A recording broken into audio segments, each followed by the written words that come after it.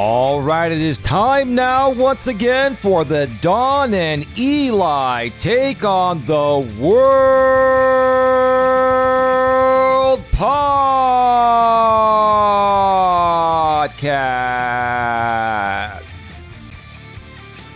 My name is Elias Mellis, but you can call me Eli for short. And I'm going to make it very simple today. Who is this lovely lady over here to my right? She's so lovely, isn't she? Well, honey, I am, or I should say you are my best friend and you're my boyfriend. So I switched it up this time. You are my lovely lady, Dawn. You're also the Executive Vice President and Director of Operations of the GNA, which is short for Genuine Networking Association. We'll get more into that in a little bit. But first, let's get right to it, baby, because we have a lot to talk about. Welcome back to another episode of the Don and Eli Take on the World podcast. This is episode number 68. And today's topic is, how are you surviving 2026 inflation part 2? One more time. Episode number 68 of the Don and Eli Take on the World podcast is titled, How Are You Surviving 2026 Inflation Part 2? Well, babe, today we are doing part 2 of the inflation conversation. Last week, we talked about inflation in 2026. We talked about groceries. We talked about gas. We talked about rent. We talked about credit cards. We talked about gig work. And we talked about how people are working harder than ever, but still feel like they are barely surviving. But today, I want to come at this from a slightly different angle, because last week was more of a broad conversation. This week, I want to talk about the emotional math of surviving, not just the financial math, the emotional math, because when people say, I can't afford this anymore, they are not only talking about money, they are talking about stress, they are talking about shame, they are talking about exhaustion, they are talking about feeling like they are doing everything right and still losing. And that is what makes this topic so heavy, babe, because there are people right now working full-time jobs, driving delivery apps after work, skipping meals, putting groceries on credit cards, delaying medical appointments, not fixing their car, not getting their hair done, not going out, not buying anything for themselves, and still wondering how they are going to make it to the next paycheck. And what makes it worse is that society still pushes this idea that if you are struggling, you must be doing something wrong. You must be lazy. You must be irresponsible. You must be bad with money. You've heard that one many times, right? Oh, gosh, yes. You must be spending too much. You must be living above your means. And yes, sometimes people make bad financial decisions. We all do. But that is not the whole story. The bigger story is that the cost of basic survival has gone up so much that many people are not even chasing luxury anymore. They are chasing stability. They are chasing a normal grocery trip.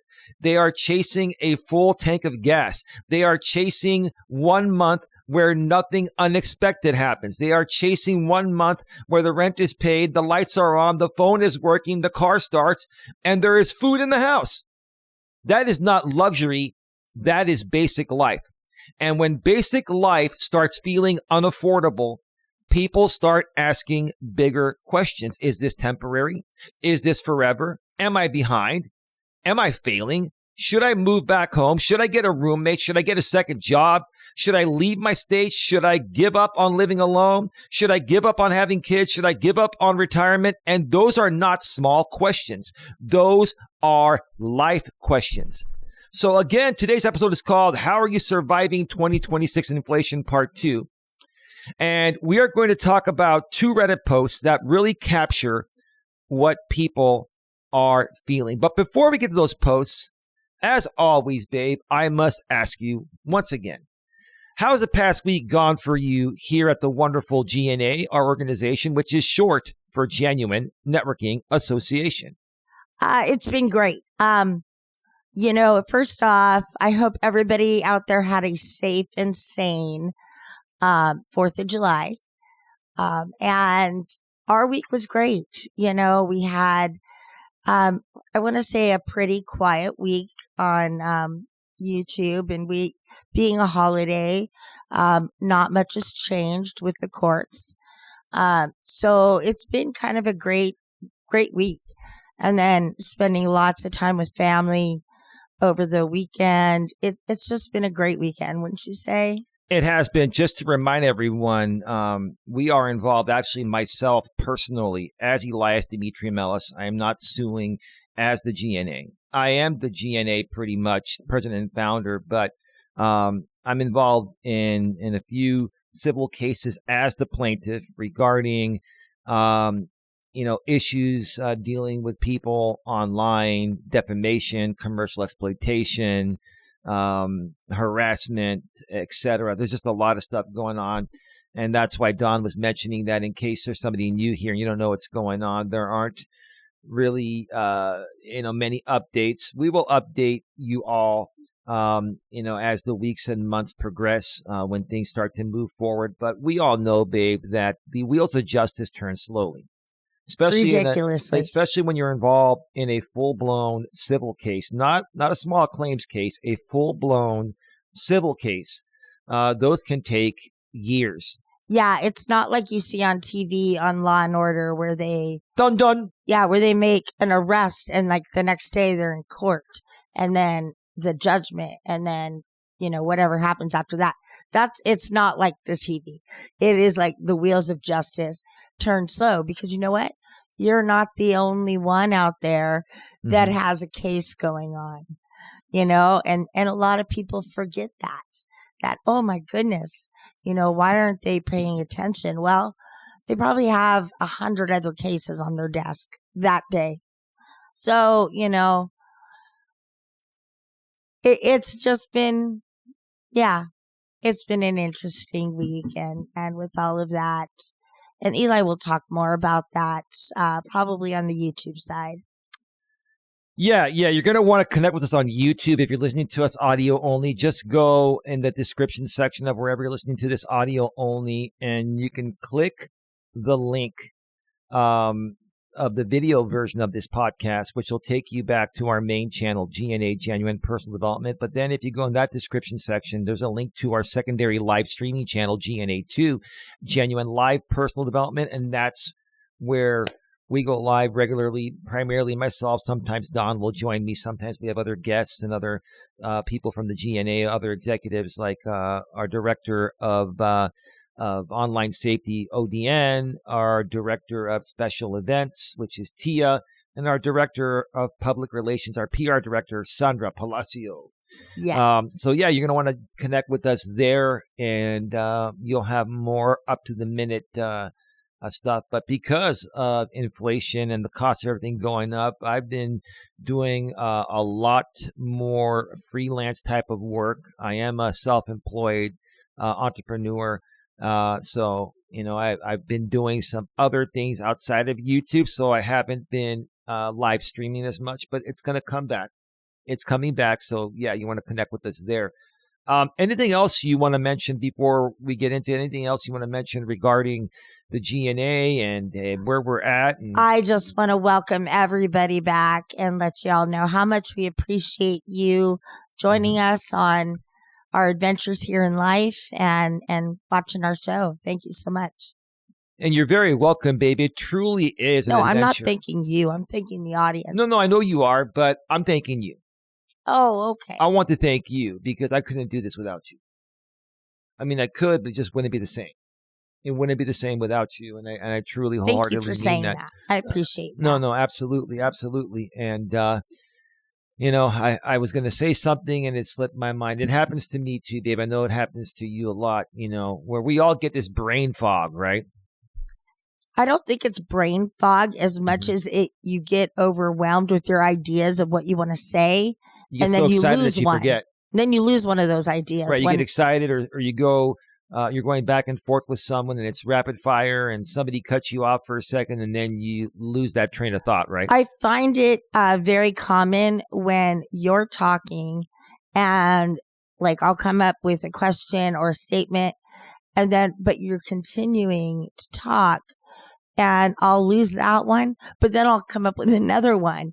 And it's like, cause that's how it's like, I can't keep that in my head because then you'll talk about something else that's more relevant. So yeah, it's just. Well, I ain't got a lie to kick it, babe. I do have a big mouth, but I have a big mouth because I care about people and I'm just tired of people that take advantage of others' kindness. And nowadays with the internet, it's just become insane out there, and everything is just so different nowadays. But anyway, so let's get into this here because I have 5 questions to ask you that are different than last week's 10 questions because we did part 1 of this topic last week regarding how are you surviving 2026 inflation. This is part 2. But I've got to say, it's not easy, and it doesn't matter where you live. A lot of people, criticize people like us that live out here in the San Francisco Bay Area because we live in one of the more expensive or most expensive areas anywhere. I mean, so it doesn't matter, where you live. What matters is, you get used to paying a certain amount for something, which has always been typically more in our area. You're used to making a certain amount of money that can cover that. But then those prices go up, right? So for example, gas used to be $4 a gallon here, and now it's like $5.50. It's starting to come down, $5.20, right? Where back east, like in St. Louis, for example, gas was under $3 a gallon. Now gas there is over $4.50 a gallon, right? So it's basically the same thing wherever you're at. Every demographic, every area has a different cost of living. But whenever inflation happens, it hits everybody.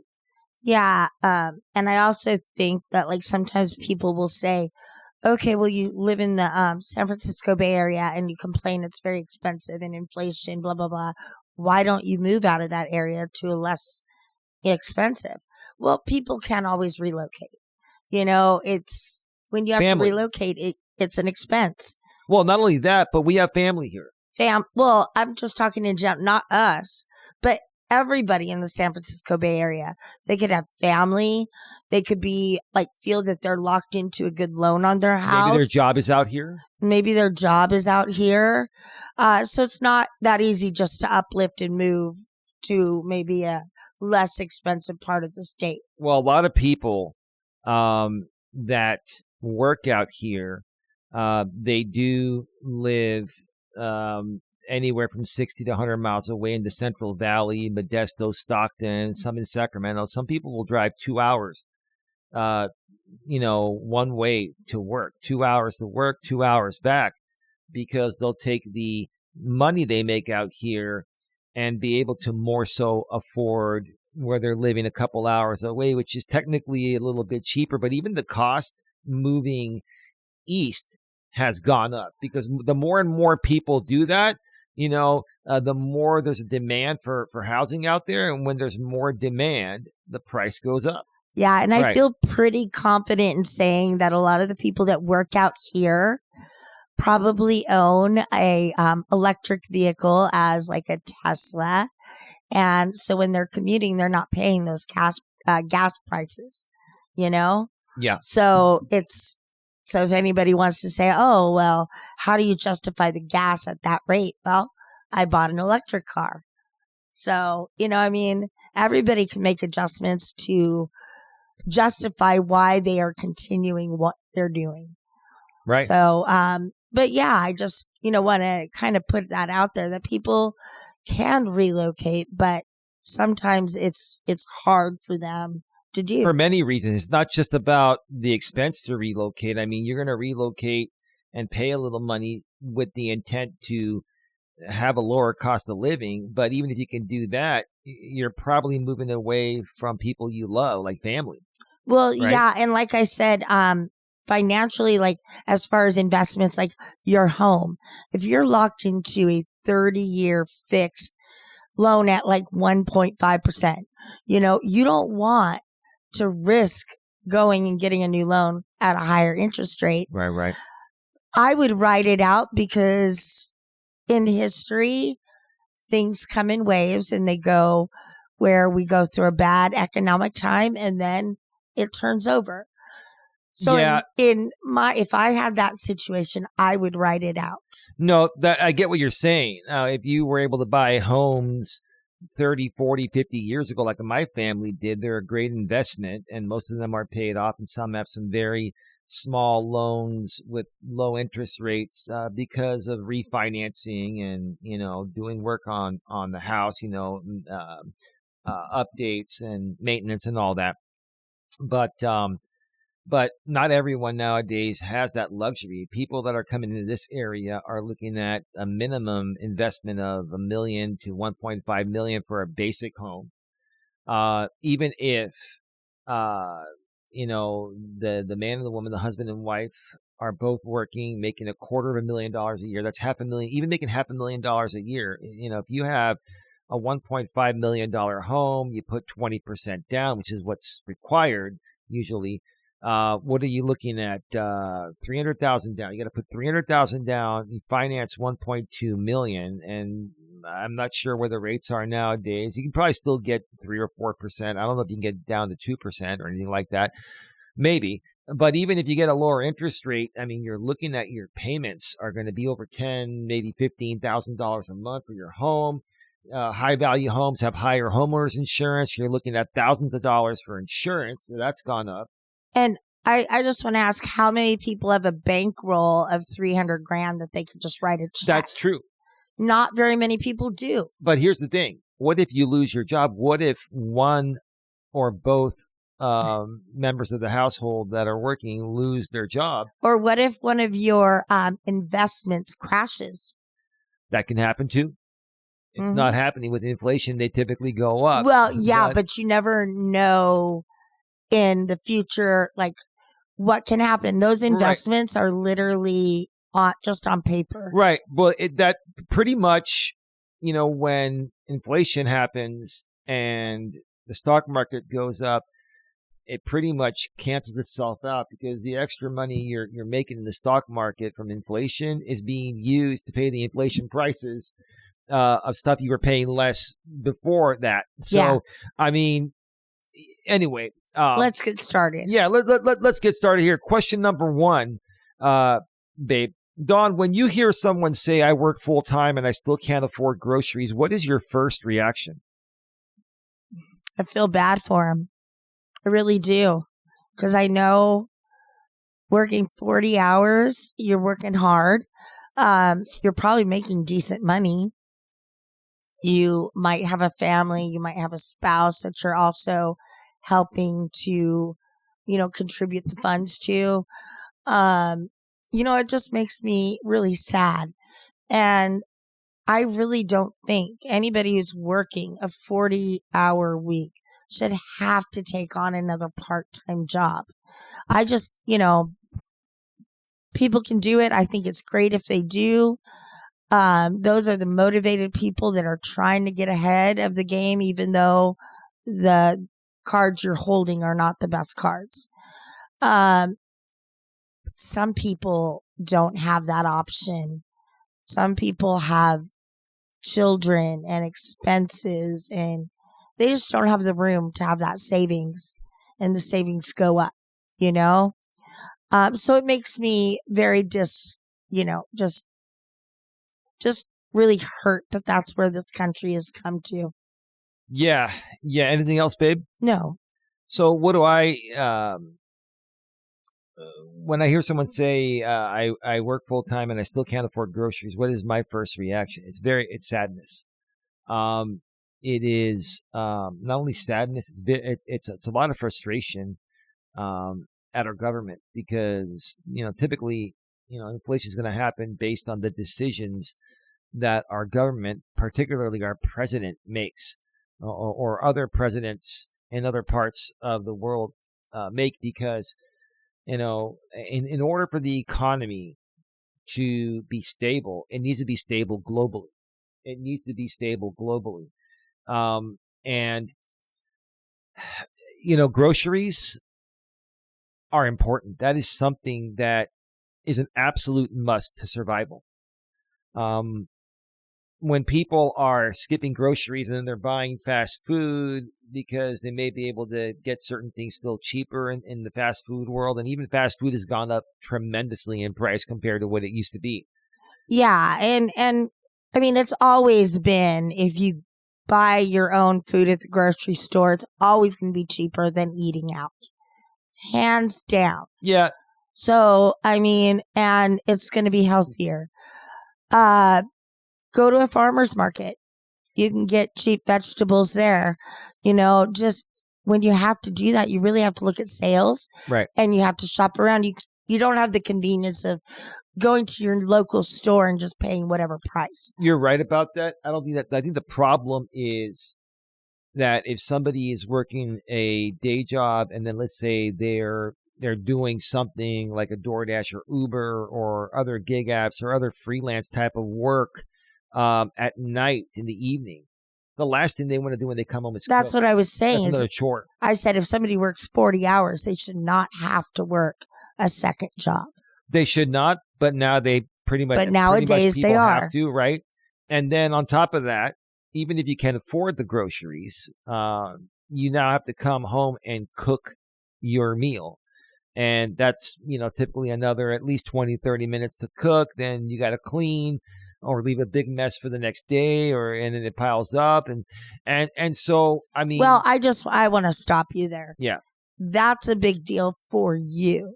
That's not a big deal for a lot of people, because a lot of people cook every night. Sure. So 20 minutes of prep, 20 minutes of cook, and 20 minutes of cleanup after you get done eating is not unreasonable. No, I agree. Like for some people, it doesn't affect them. For some people, they don't have the energy, to do it after not only working an 8-hour job, but then another 4 or 5 hours doing something else in the evening for some extra money.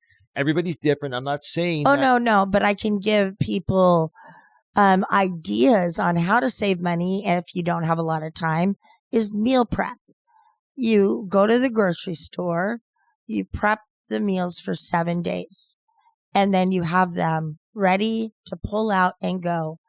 If if you have a day off like a Sunday, it's a great day to meal prep. Mm-hmm. Get your week going. It'll save time. It'll save money. Just right. a suggestion to people out there. No, you're absolutely right. You're absolutely right. And in this day and age where, couples are both working, the man and the woman are both working. Back in the days, the woman would stay at home, take care of all the household stuff and the cooking, and the man would would go to work, come home to an already prepped meal. Nowadays, both the man and the woman are working. And so, you have to balance that in there between the both of you and communicate. And when I was married, our shifts overlapped.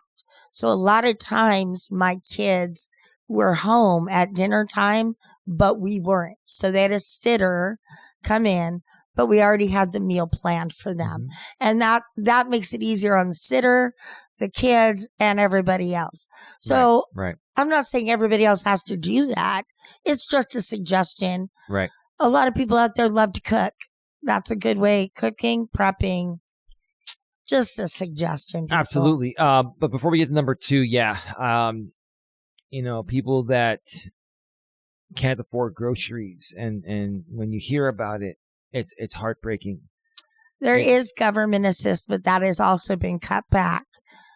So if you are having problems, I don't know what state y'all live in, but look into that as far as what you can get from the government if you are truly struggling to eat. True, babe, but I think it goes beyond that. There are people making $7,500K a year, $150K a year, that won't qualify. And are still struggling to afford groceries because the rent's gone up, you've got gas that's gone up, and maybe they have repairs on the car. There's a lot of other stuff.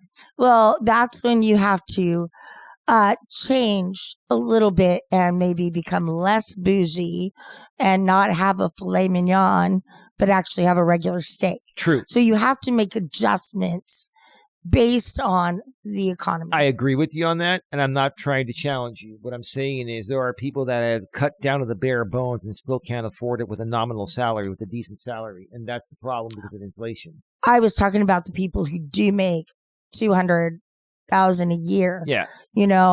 Just like what my mom and dad had to do at times was just buy a lot of eggs, buy a lot of ground beef, So you buy like the cheaper forms of things to feed your family and make it last a while. Yeah. So if you have to do that, you have to do that. There's no shame in anything. No shame at all. No shame in the game, hon. Right. Let's get to question number 2. So, babe, Dawn, do you think people feel embarrassed when they need help from family, food banks, or credit cards just to survive? Absolutely. Pride is a big thing. Yep. Nobody wants to admit that they can't feed their family. Nobody wants to go back to their mom and dad and ask them for help. When you are independent, let's say you're married, independent, you own your home, but something happens. Now you can't afford your home and you have to make an adjustment and you have to ask your family for help.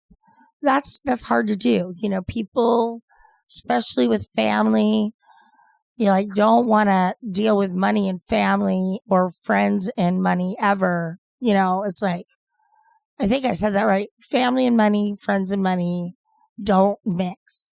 So, it puts a lot of pressure on people. And I do think that they are embarrassed and, it's a shame because people should be okay to ask their family if they need help, especially with feeding themselves or housing themselves, You shouldn't be ashamed when it comes to your family. I agree with you on that. People should not feel embarrassed when they need help from family, food banks, or credit cards just to survive. I mean, I think anyone's going to feel like, wow, I never thought I would be in this position where I had to ask for the help. But that's what family's there for. Now, some people, unfortunately, do not have family or have anything to fall back on. And that's... Think about it, babe, though. When our parents were growing up and they would get married and have a whatever career and have a house, they never went back to their mom and dad. Well, they had nothing to fall back on. They had nothing to fall back on. Right. Our generation is now where, like our parents did there is stuff. some privilege to the last 3 or 4 generations. Yes. And I mean, no matter how hard we've worked, if it wasn't for our predecessors, it would be a lot more difficult for us. Yeah. So I mean, don't feel shame. I mean, if you have family, if there are people that are willing to help you, good close friends that you trust, that trust you or family, during this time of need, then, don't feel ashamed. Just be very grateful and thankful and let them know that you're going to repay them or take care of them as soon as you can. And then when you can repay them and take care of them, don't forget, do it as soon as possible. And you shouldn't be embarrassed because there's so many other people out there going through the same thing. And when you said something about don't be ashamed about asking. Well, I know a lot of people, or I see a lot of people on Facebook putting a GoFundMe when something unexpected happens. And I think that that's, if it's a legit situation, I think it's a great way to not put pressure on one person to help you, but ask a bunch of people, hey, $5, $10, $20, whatever you can afford will help. And that will all add up. So not one person's responsible for it. Yeah, Excuse me. I mean, in certain situations, you got to do what you got to do. Just be humble about it. Don't be pushy. If you ask people for help and they can't do it, don't keep pushing it. Or don't treat them any different. Don't treat them any differently. Don't make the situation feel any weirder than it already probably feels. So anything else? Nothing else. Question number 3. So, babe, Dawn, do you think living alone has become a luxury now instead of a normal adult milestone?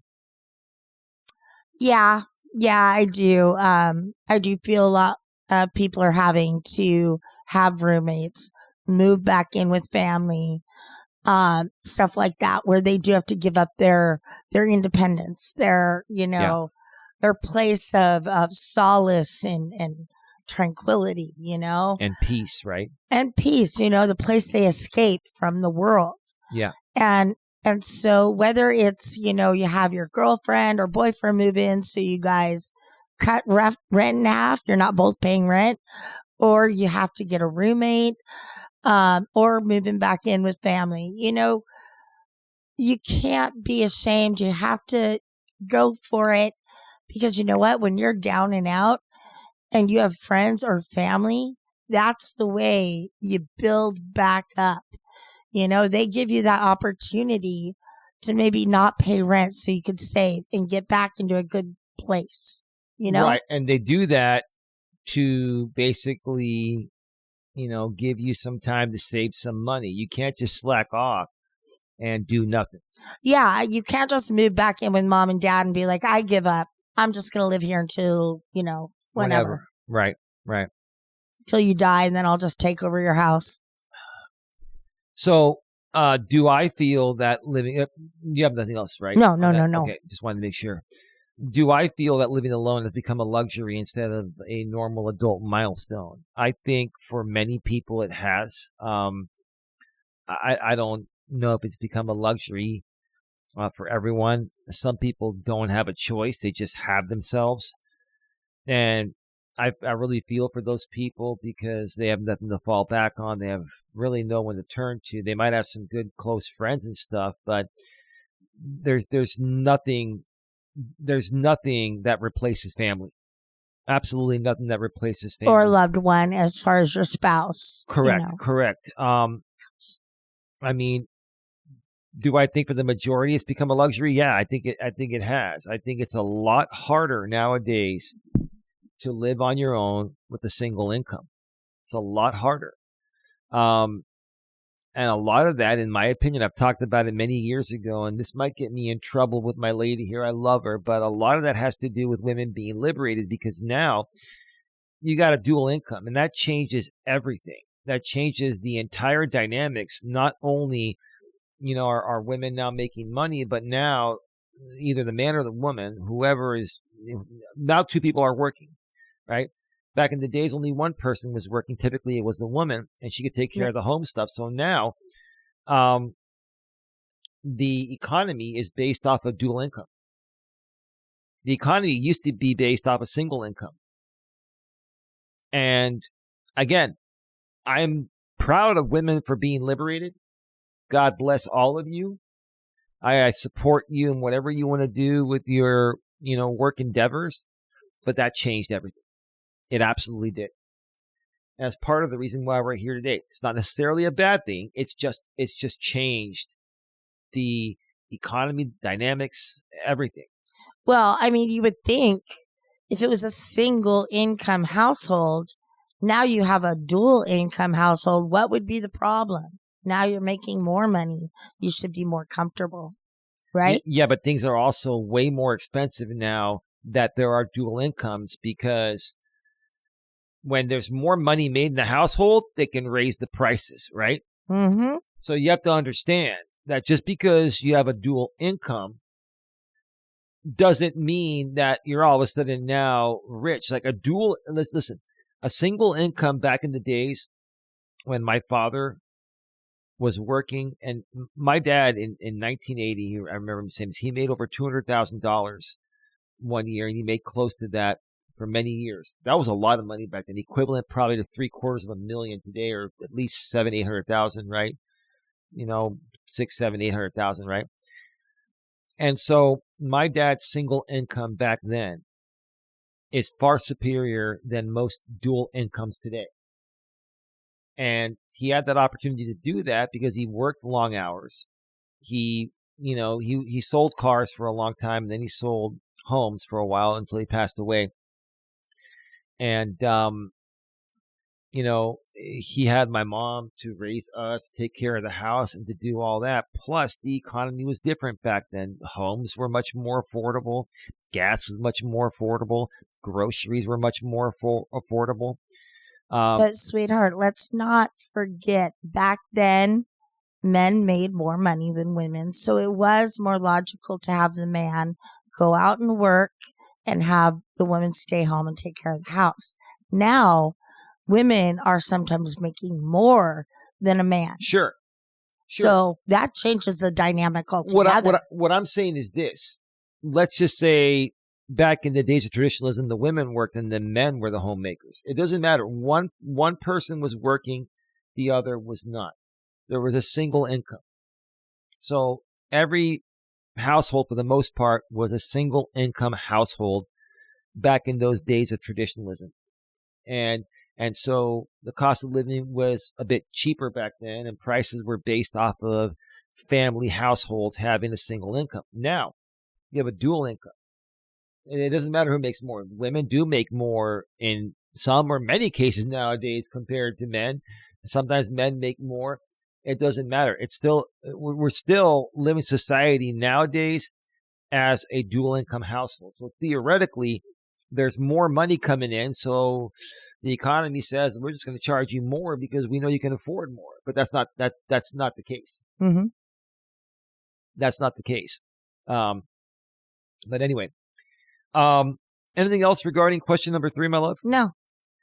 We're going to go through the last 2, and then you're going to take your first break, and then we'll get to the 2 Reddit postings. We are at 37 minutes. Question number 4, babe. Dawn, what do you think inflation does to a person mentally when they feel like every dollar is already spoken for? Oh, God, yes. I know. I think, it's such an overwhelming feeling. I feel like your brain is just spinning and spinning and spinning. And I've spoken of robbing Peter to pay Paul. And that's what happens in a lot of these situations. A lot of companies will give you like a 15-day grace period. And so you'll pay this one off before that grace period, and then you'll wait. And the next month you'll have that one. Right. And so it becomes just this snowball effect. And then when shit happens, it becomes more of it's like an avalanche at that point. And everything comes down on you, and you can't see the end. You feel so. You can't see the light at the end of the tunnel. Yeah, you just can't see coming out of this rut. And that is the hardest thing when you've worked your ass off so long, and then you feel like you have nothing to show for it. Right. Yeah. Right. Or you're just busting your ass all week. You make decent money, and then your paycheck is already spent before you get it. Yeah. Yeah. I mean, you can't save. For a lot of us, we do that just for budgeting. So we say, okay, so much is going to rent, so much is going to gas, so all these things. But then you should always leave in budget so much money for unexpected things. Let's just say that unexpected. You need to get new tires. You don't expect to have to pay $400 or $500. And people can't save money anymore for those unexpected expenses because their money's already gone before they're getting their paychecks. And they're living on their credit cards. And they're charging things to buy time, hoping the economy gets better, hoping they get a promotion at work, they get a bonus or whatever, right? Yeah. And when that never happens, man. Yeah. Oh, it just comes crashing down real fast. That's how I felt after the divorce.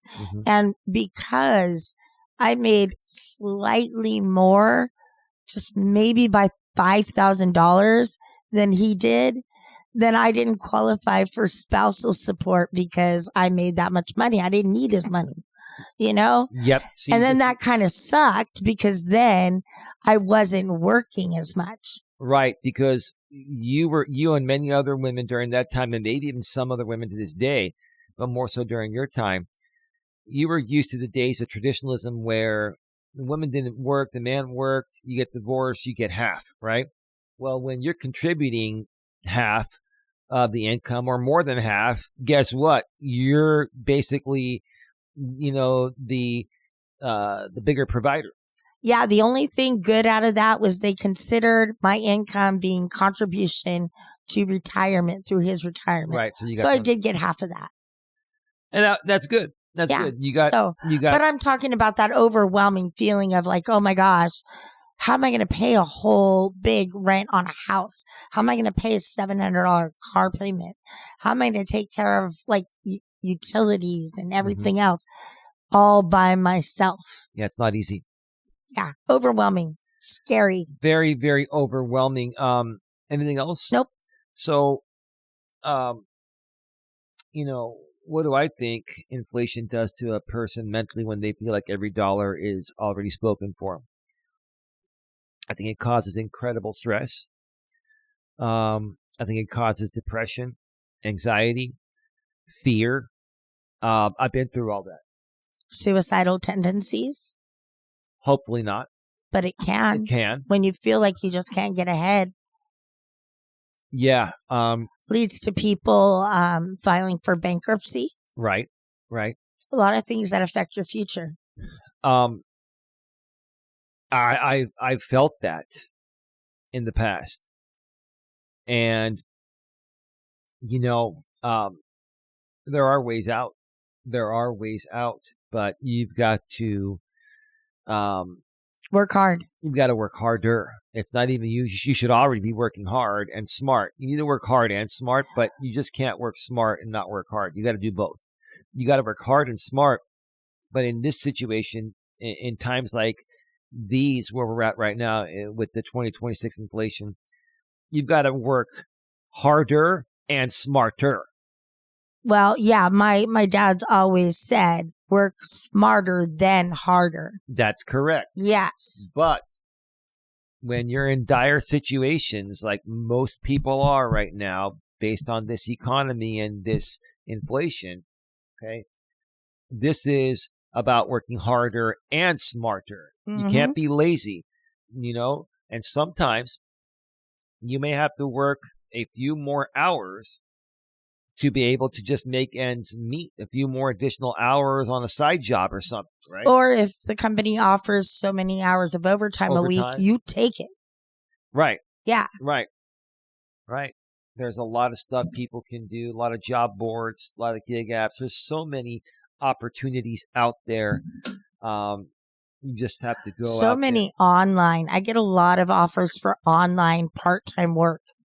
That you could do in the evening, be a collection agent. Like, that's when they call you. Yeah. Around 7 p.m. at night when you're eating dinner. You know what the funny thing is, and I'll mention this because some of the people that have been trolling us on YouTube are thinking, and I haven't mentioned what I'm doing. Yeah, now they're going to think that's what you do. Well, no, I haven't mentioned what I do because these people try to get you fired and stuff like that, right? Well, one of the jobs that people out there were saying that I'm probably doing, which I'm not, is what do you call it? What is that company? Chick-fil-A. No, the ABC Legal Process Oh, Service. that's right. Because I've sued a couple of people pro se on YouTube. And a lot of them were saying, well, Eli's probably serving papers for ABC Legal. And no, I'm not. No. Let me tell you this. Like, how many people, if you become, I believe ABC Legal process servers are independent contractors. If you're relying on something like that to make a living, that's a side job where you might get, an order every now and then. That's what I assume. I do not. Well, no, that is exactly my friend from Hollister. When he was doing that before being promoted to his current position. Yeah, I mean. Oh, he used to do ABC Legal? Not ABC Legal. But another he was a process server. Another process serving company. Now he's independent. Well, he was independent at that time. He owns his own business. Yes. He got his own license. He has a bond and everything like that. Yes, and he was a bail bondsman and all of that stuff. So, yeah, I mean, he has another job now, but yes, no, he did confirm that. He's a registered process server in the state of California. Mm-hmm. Good for him. And, yeah, he's a good asset. You do not need to be a registered process server, I believe, to be an independent contractor for ABC Legal. Anyone can, over a certain age, can deliver, can serve people legal papers. I believe the company ABC Legal is the one that has, the registration and all the licenses and everything. So, that is that. I mean, I don't know, y'all. I could give you 5 different occupations he could be doing as an independent contractor. Y'all could guess, do your little surveys, but I'm not going to do that. I believe you work under their license because in the state of California, I believe if you serve more than 10 or 20 people in a year, you have to be registered. If not, you can be unregistered. But I think when you work under someone else's registration number and license, like a bigger company, you're covered under that to where you don't need to, get your own insurance and, put a bond down and all of that stuff. But anyway. Yeah. And if we really want to clarify this, I will call my friend. Okay. We could do that another time. Well, I know, but I'm just saying if anyone wants to challenge that, I can get the actual real answer. We actually saw him. We were in Hollister last. We don't have to get into that. Oh, we saw him a couple weeks ago. Yeah, we did. That was fantastic. Anyway, so, question number 5. We did not get to that, right? Huh? We did not get to question 5. No. Right? So question 5 before the break. Babe, Dawn, what advice would you give someone who feels like they are doing everything right but still falling behind? Breathe. Take a breath. Step back. If you don't, then that overwhelming feeling continues and you feel like you can't breathe. You're suffocating under all of this pressure, all of these due dates and debts and all of this. So step back. Now make a priority list. What do you need to live? What don't you need to live? What can you cut back on each month? And just try to stay calm, rational. Know this isn't going to be the way it is forever. It's not. Hopefully not. Well, I mean, let's look at our history. I mean, for the last freaking 250 years, it goes really bad and then we come back up and then we go really bad. I mean, it was 2007, we crashed. We had another one in the teens. And now we have one in the 20s. I get it, but I'm going to make a prediction like I've been making all along. We're going to start to truly recover when Donald J. Trump is no longer our president. And then when Gavin Newsom wins, when Gavin Newsom wins in 28, I believe? 2028, okay? You're going to see everything not only change here, in the U.S., but globally. And here's the thing, Gavin Newsom, I will tell you this. He takes care of California because, he just does. Even when the federal government won't subsidize certain things. He finds a way to make it work. Here's the thing. California is the 4th largest economy in the world on its own. So we could be a country on our own, right? That's what the president wants. And so, for Gavin Newsom, in my opinion, he's done such an amazing job with California. I'm sure you agree. I absolutely. He's dealt with wildfires. From mayor of San Francisco. He's dealt with so many things, right? Yeah, from being the mayor of San Francisco all the way up to being governor. He was lieutenant governor, I believe, then governor, right? Mm-hmm. Okay. and yes, mayor and all that. He's had a great history in politics. But Gavin Newsom has basically been running a country by running California, because we're like a country here. And so when he gets into office, and my prediction is that Gavin Newsom will be the next president, and people will come at me for that, and they're going to call me the I'm not going to say it here, the negative word for a liberal, right? Someone that's slow, right? We can't say that word anymore because it's not politically correct really anymore, right? We like to say we have to say mentally challenged now, right? So you can call me like a mentally challenged liberal, right? But you're going to see what happens, and everyone's going to win. All righty. Okay, so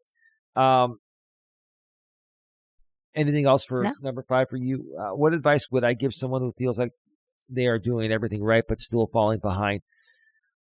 Like Dawn said, breathe. Take a step back. You're going to panic. You're going to be stressed out. I'm not going to lie to you. I can't sit here and tell you to not do something that I have done and will probably keep doing, and so will Dawn and everyone else. But I want to give an example.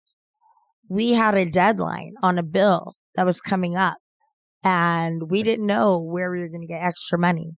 But this man was so determined that it was going to be paid off, and he did everything he could, worked 10-hour days to get this done. And anybody else out there can do that when you set your mind to something, Yeah, I think we mentioned that last week. You're amazing, babe. Yes. I appreciate that. That's very, very, very kind of you to say. But you're going to be stressed out. You're going to panic, right? You're going to be depressed. You're going to go through all that. That is absolutely normal. But I'm going to tell you, you're going to do that, but then get over it. Let it all out. Be pissed off. You're going to be depressed.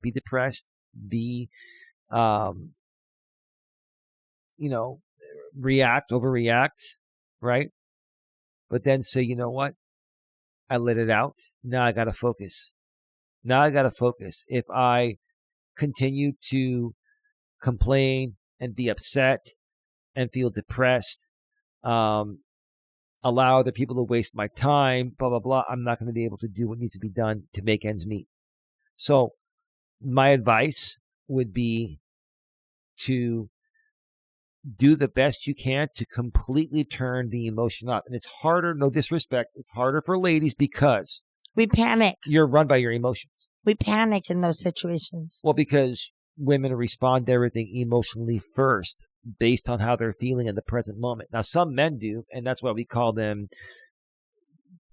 What we call them?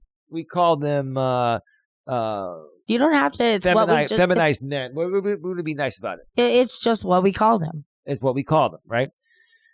But the bottom line is, it's harder for women because being emotional all day, every day is a part of their natural biology.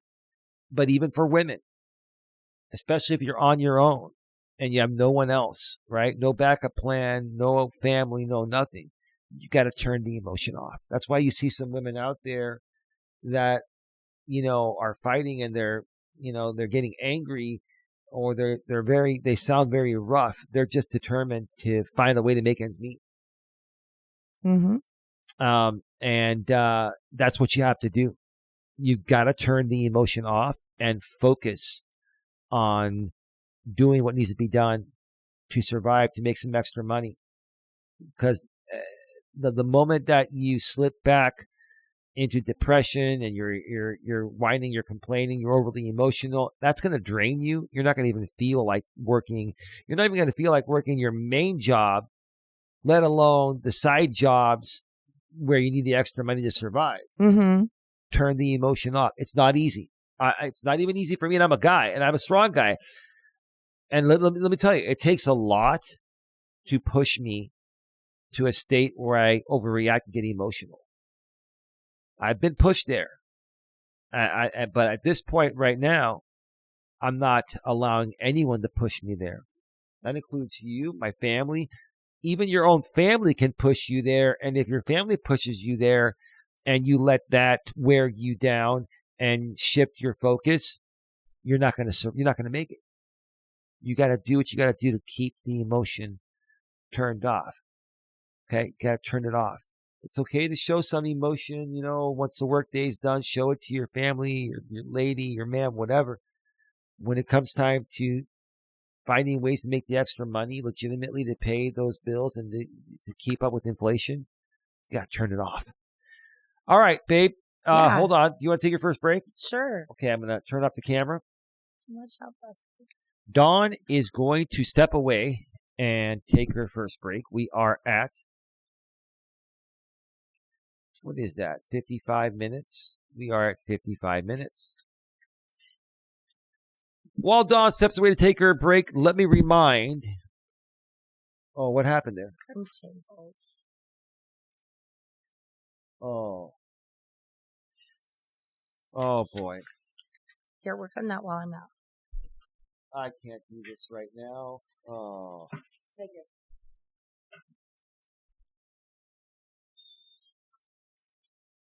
Dawn's glasses are tangled on her headphones. Yeah, I can't. Anyway, the show must go on. If you're listening to us on the audio-only podcast network, such as Amazon Music, Apple, Spotify, Amazon Music, my lady's favorite, iHeartRadio. We're on Amazon's Audible. We're also on YouTube's Music.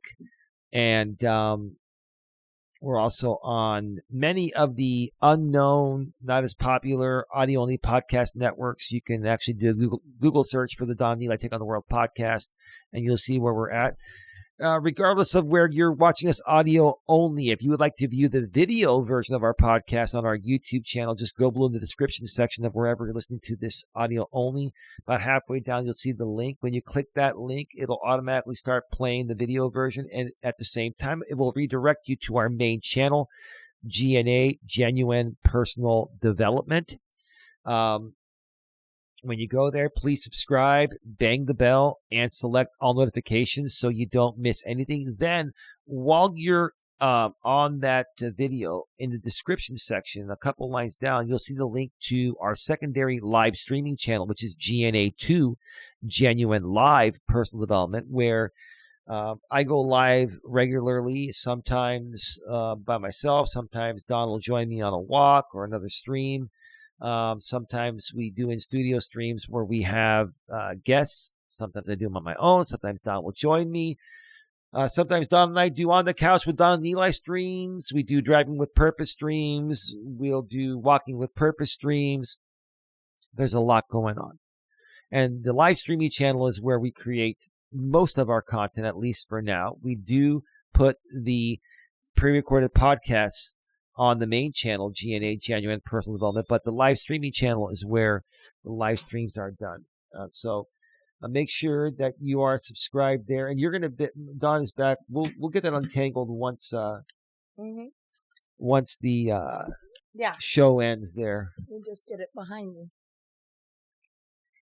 Yeah, just make sure you subscribe to both channels on YouTube if you're listening to us audio only, because that's where we're primarily at. We do have community walls where we post on regularly, so if you want to keep up with us, that's the best way to do it. Or you can just email me, Elias Mellis at genuinenetworkingassociation.org. May I put the camera back on? Yeah, I'm ready. Okay. The emails will be changing to the @GNAnetwork.org domain. I've had it purchased I've had GNAnetwork.com and GNAnetwork.org purchased for over a year. I just haven't switched things over yet. Eventually, Don will get an email. So will Tia and Sandra and ODN and other, executive and, supervising members of the GNA. We're not quite there yet. So if you need to email me in the description section, wherever you're listening to this or watching us, Elias Mellis at GenuineNetworkingAssociation.org is the email. Just go there and make sure you copy and paste it so you don't misspell it, and reach out to me. And I can share more information with you that way. All right. Let's get back to it now. All right, babe. So we've gone over the questions now. We have 2 Reddit postings. And yeah, I've read through these, and they're actually very, very interesting. Let's just go ahead and switch on over to the browser source, and we're gonna get right to it here. So if you're watching us on YouTube, you'll be able to see this. If you're listening audio only, you can listen. We'll speak everything. All right. So this very first posting is from the subreddit r/adulting, and the original poster's title is I don't know IDK. IDK. I'm 52 years old, and I'm not the best with millennial short code and stuff like that. I'll try to help you out. But IDK, I'm assuming is I don't know. Don't say you're assuming. You know it's I don't know, dum-dum. Okay, yes, I'm sure it means I don't know how I am going to survive. So yes, the original poster's title is IDK, How I Am Going to Survive. Let me speak the language that people understand nowadays. All right, so I am 24 and I live check to check. Wow. A lot of people A lot do. of people. I've been there. You've been there. Yeah, that's pretty common. I make $21 an hour, and my rent is around $1,370 to $1,398, not including Wi-Fi or electric. I used to bring home around $1,500 with overtime, but they recently cut overtime, which sucks. Now my checks are closer to $1,329. I split my rent with Flex. What is Flex? But after paying rent, my car note, utilities, and gas, I have almost nothing left, and I don't even have enough for groceries. And that's what really irritates me. That would not only irritate me, that would scare the heck out of me. Yeah. What do you think, babe? Oh. Well, yeah, it would scare me, but I think I could survive a week with having very little food. Yeah. I don't eat much as it is. I hate having to ask my family for money. Get over it. Get over it. Get over it. You know what? If your family's near, go over, and I'm sure mom's going to be happy to cook you a meal. That's not even asking for money. Yeah, I agree. I hate feeling like I need to flirt with guys just to get a free meal. Also, it's a woman. Huh. Or could be a guy. Oh, that's true. That is true. We'll assume it's a woman. Yeah, we don't know. We're in this day and age, we're not going to assume. You're right, baby. Thank you for I stand corrected. You're right about that. I hate feeling this shit. I'm trying to find a second job or something better, but it's been so difficult. I honestly just needed an vent. You got DoorDash and Uber in every market. You got many other gig apps. You got many part-time retail jobs. You got part-time retail jobs. You've got freelancing boards. You got like LinkedIn or just general boards. Search on Google. You can find freelancing stuff. Yeah. Jobs Indeed is also a good one. If you sign up with them, they send me emails periodically for some part-time jobs. Yeah. I miss not having rent. Okay. I mean, yeah, I hear you. I haven't gotten my hair done since February. This is a woman. Yeah. Okay. My nails done since March. This is definitely a woman. And my toes done since October. Chill LK. What's chill LK, babe? Chill. I don't know. Like kidding, maybe? Oh, chill. It might be IK, like I know. Chill, I know, right? Yeah. Everything I make goes straight to necessities, and nothing goes to savings. That's very common. That's common nowadays. Very common. You want to put away some money, you got to work an extra job, unless your job pays you so much. You don't have to throw a fat amount in there. Throw $10 if you can each paycheck. Eventually, it will grow. That's true. It's a start. It's a start. Like, seriously, how are people surviving right now? How can I be working full time and still struggling to afford groceries? Well, that's why we're talking about this, because you're not alone. Yeah. Yeah. No. A lot of people have had to go back to eating a lot of ramen. And that's not the healthiest thing. Oh, God. You're not getting enough nutrients. I mean, unless it's like restaurant ramen. I'm talking top ramen. That's disgusting. Oh, yeah. You're talking like the Nissan or whatever. You're talking about the stuff you get in the store. You add water, and then you put it in the microwave, and then... Yeah, that's garbage. I mean, a real ramen, that's amazing. But yeah, top ramen, not so much. Well, that's the affordable stuff. That's you're talking about the dehydrated stuff. Yes. Right. Yes. Right. Yeah. Okay, let's switch back here.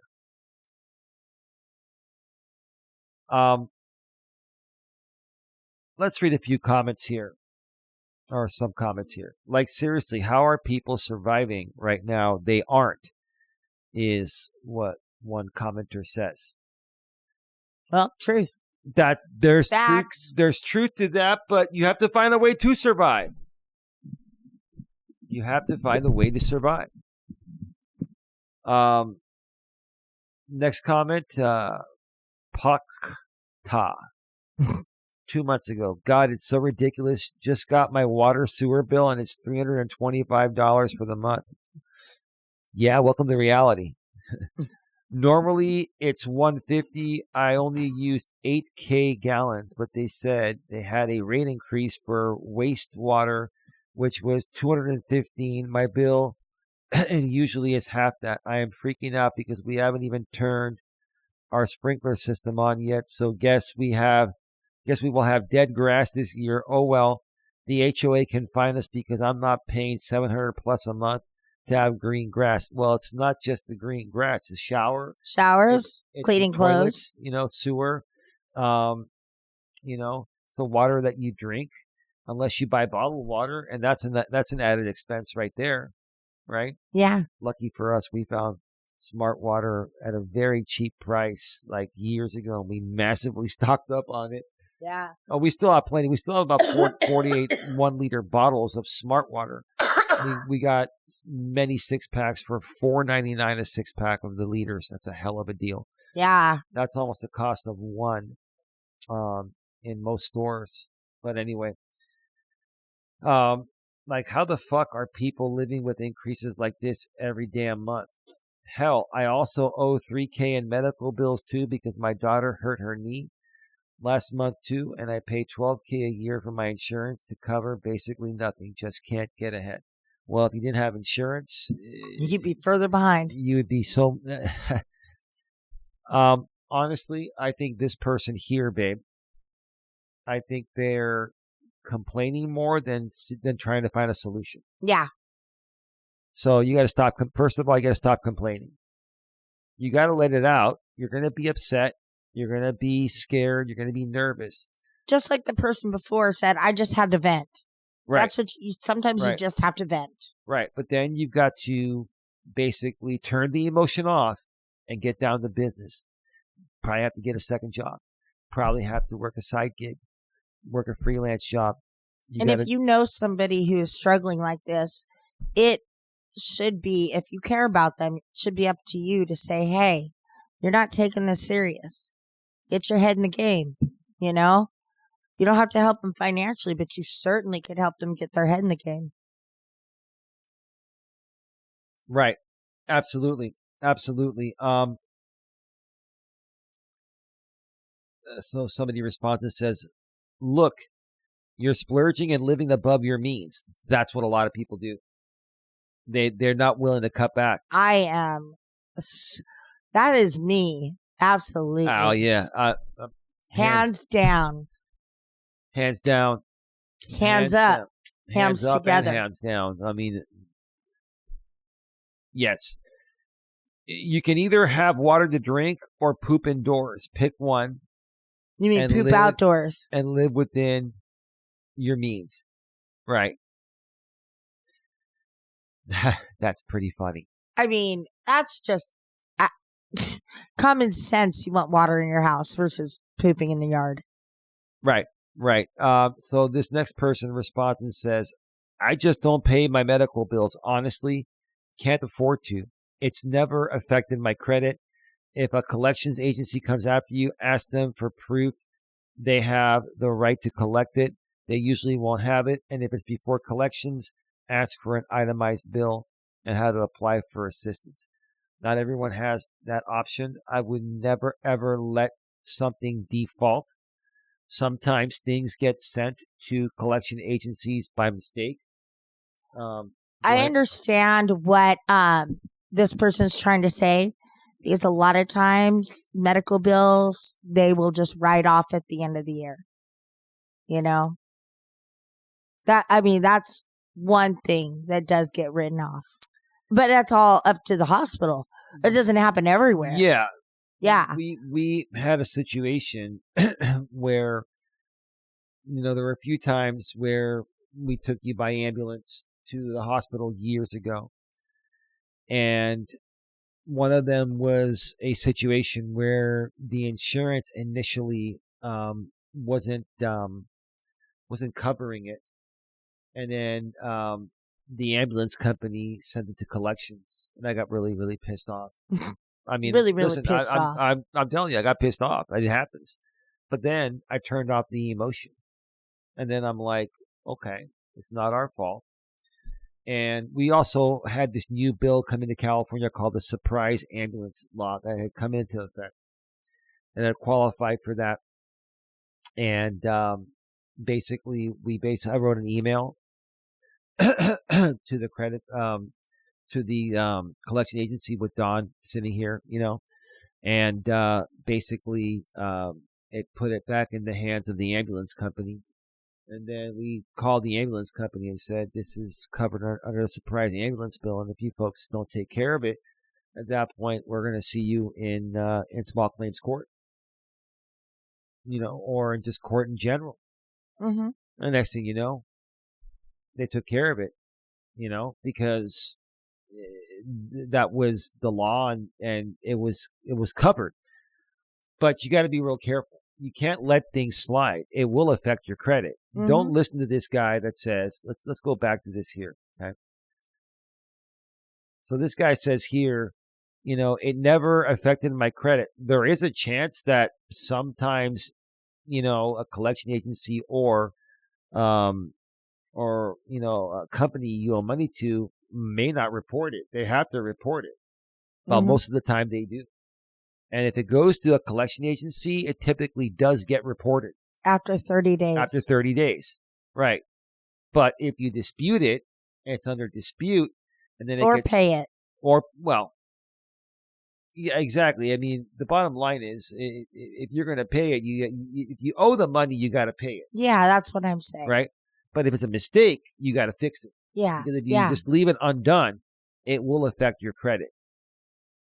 That's the truth of the matter there.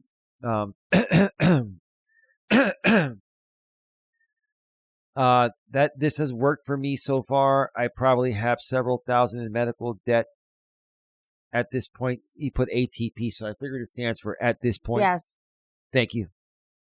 My Gen X brain is not millennialized enough, baby. Okay.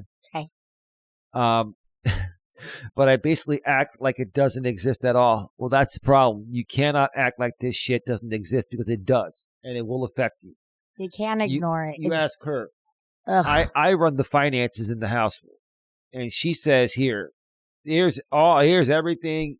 Please, just do it, because you flat out suck at it. I suck at it. Right? I've admitted that my whole life. I suck at money. Ever since I took over the finances, including for Dawn, her credit now is perfect. It's probably even better than mine. I should run our credit scores.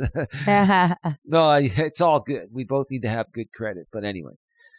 All right. Let's see here. that's great up till you need a procedure they won't do till you pay up front. Well, if you have good insurance, the insurance, you have to pay your copay. Yeah, your copay, your deductible. Depending on your plan, some copays are higher than others, and some maximum yearly annual out-of-pocket expenses before the insurance starts covering 100% is higher than others. Yeah. So, yes. So the bottom line is you gotta pay your copay before pretty much any medical provider does a procedure or surgery or does anything major. Now, some of them, like ours, we can actually defer billing, whenever, for example, Dawn goes in for something at her medical facility, there's typically a small copay, and I just tell Dawn, just have them bill it, and I'll pay it online at the end of the month. Right? It may build up to like $60, $100, sometimes a little more, sometimes less, right? But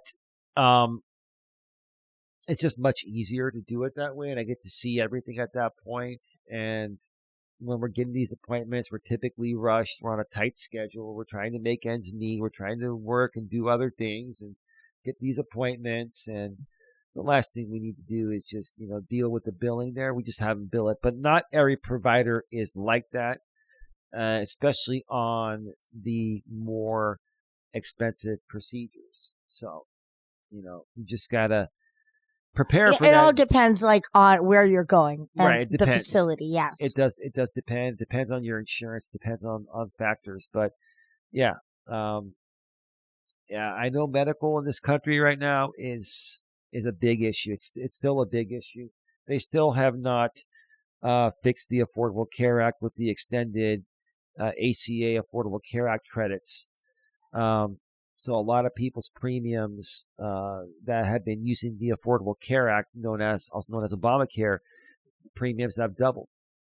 So yeah, it's a real PITA. Yeah, a real pain in the ass. PITA. I got it. Okay. This is true, but you can apply for financial aid to help with the amount of these two. You can, doesn't mean you're going to get it. And what kind of hoops are you going to have to go through? Right? Yeah. Right? I mean, and you know what? A lot of times you make so much that you don't qualify. Yeah. Yeah. It depends on your income and a bunch of other things too. So, Yeah, because people are saying, well, I make so much off of 40 hours a week. How can I not afford food? And you go look for assistance and they say, oh, well, you make plenty of money to afford food. Right. Yeah. It's like, yeah, but you don't know everything else I have to pay.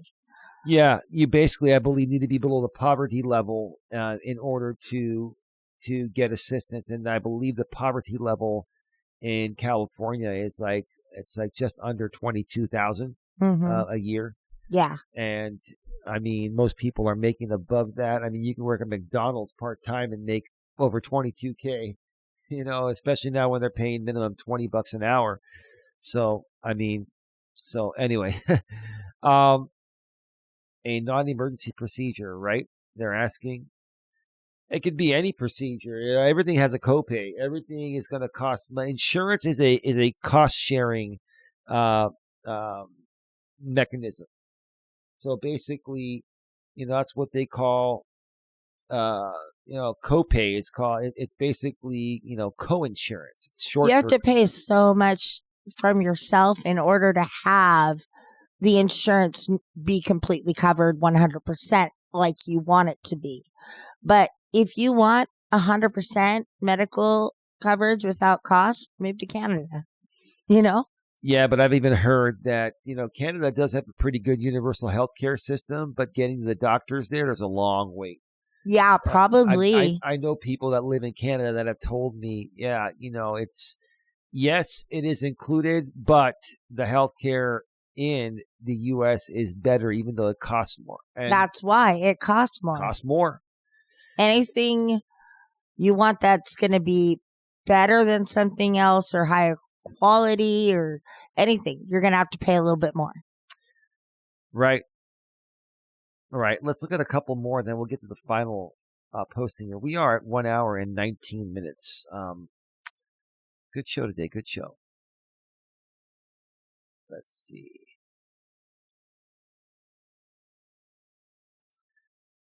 I work a day job making about 2.1K after taxes every 2 weeks. So that's 4,200 a month, right? And also run a super small hobby business that makes me about the same every 2 weeks. Oh, well, that's great. fantastic. I bring in roughly 8.5K a month, rarely less, but often a tad more. My best months are about 10K myself, depending on sales, right? Stuff like that. My wife makes about 1.2K every 2 weeks after taxes. Okay. So that's another, almost $5,000 after taxes, 4,800. Oh, every 2 weeks, sorry, 2.4K clear every month, sorry. Her job has amazing medical, dental benefits, though, so she carries us both. Amen. Probably works for the state or the county. So let me tell you this. You and I were talking with my mom yesterday.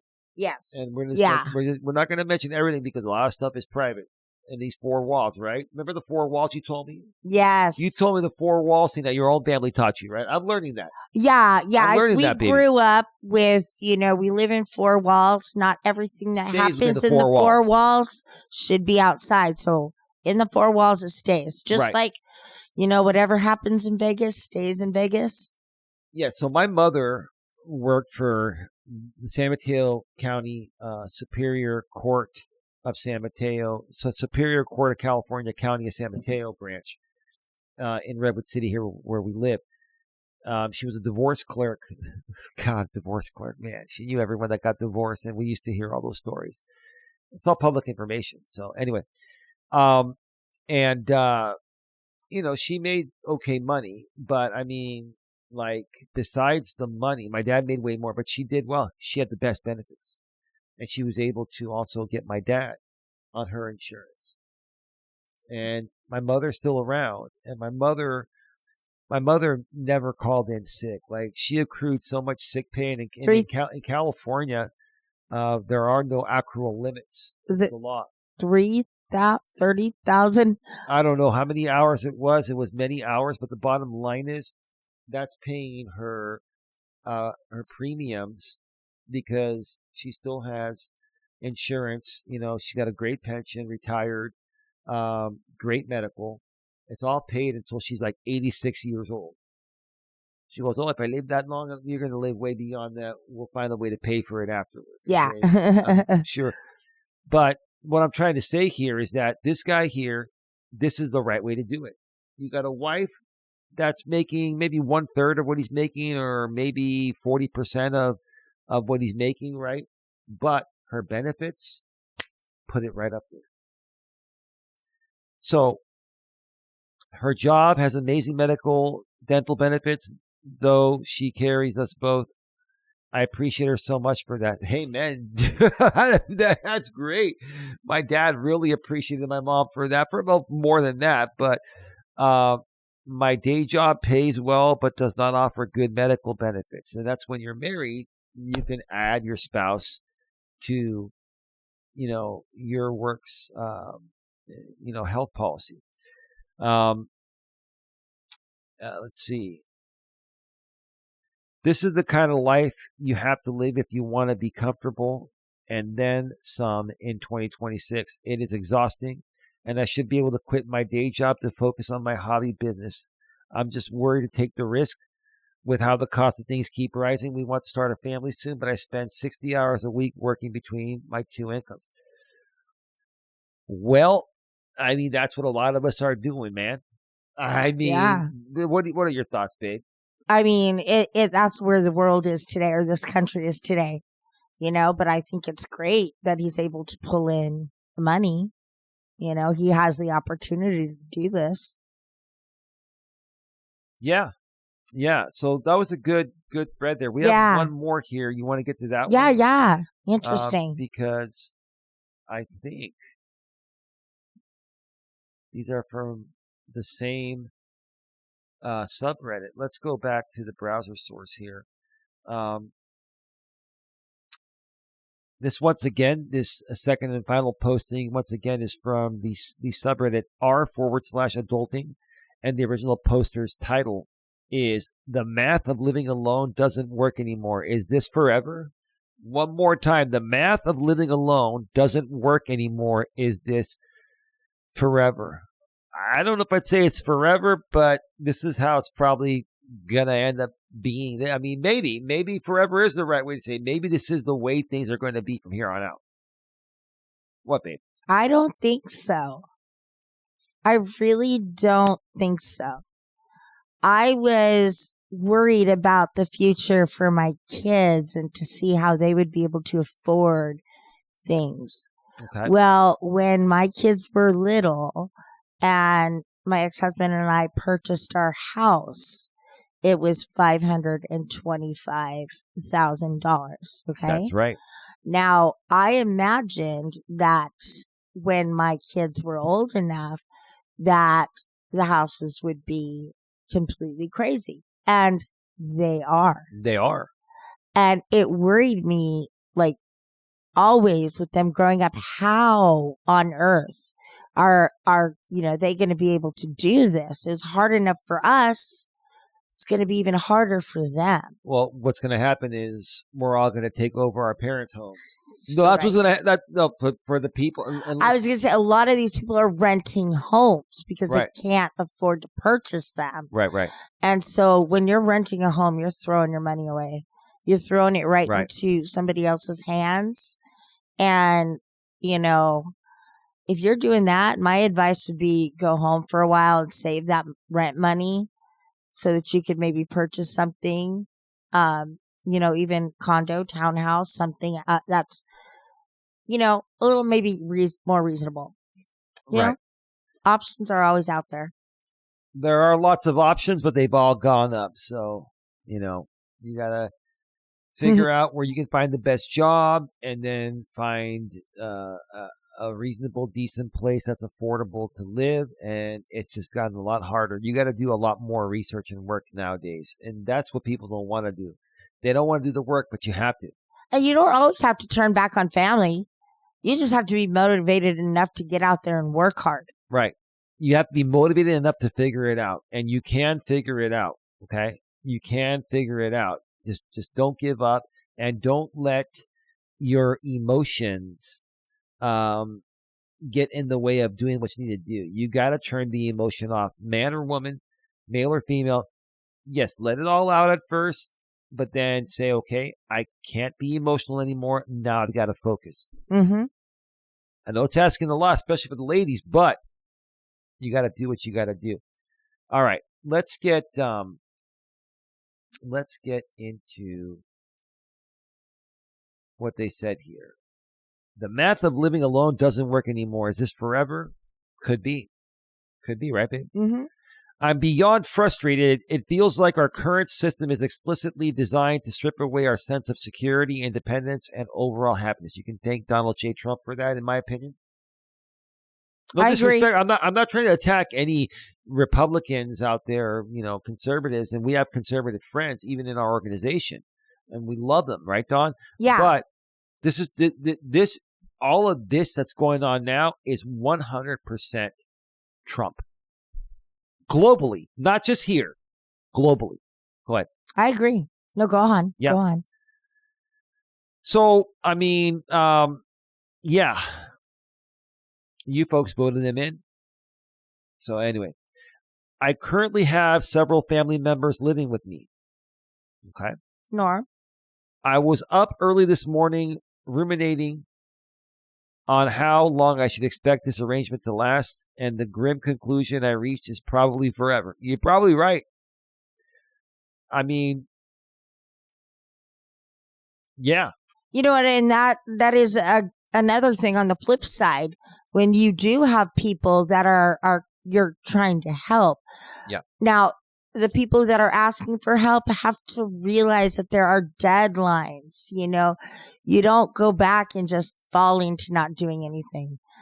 You're given a month or you're given 6 weeks to get your shit together and get out, and that's what has to be done. You have to, if you're taking somebody in, you have to put your foot down. Otherwise, they will keep taking advantage and they will never leave.